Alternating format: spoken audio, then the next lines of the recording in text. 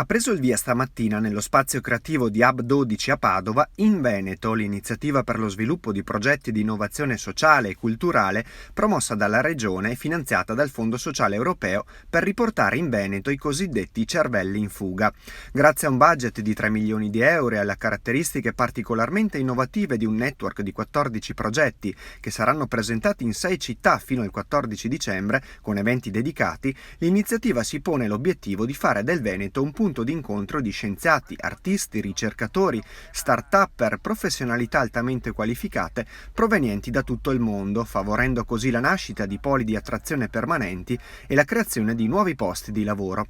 Una giornata, quella di oggi, che ha permesso non solo di conoscere nel dettaglio i progetti, ma anche di scambiare informazioni e idee tra i partecipanti, divisi in gruppi tematici: social economy, circular economy, IoT, innovazione rurale. Un progetto molto ambizioso che affronta un tema difficile, che è quello dei cosiddetti cervelli di ritorno, quindi giovani o meno giovani che sono andati all'estero a studiare, a lavorare. Questo ovviamente è importante,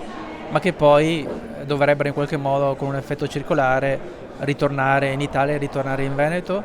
Questo è un progetto in particolare ha come tema l'innovazione sociale, quindi diamo l'opportunità a persone di ritornare temporaneamente in Italia e con un effetto di contaminazione, di portare le conoscenze, le esperienze che hanno fatto nel nostro territorio, con particolare riferimento appunto ai temi di innovazione sociale e a rigenerazione urbana, anche dove siamo qui oggi ovviamente ha un significato, una sede particolare che una volta era un'officina e adesso è diventata un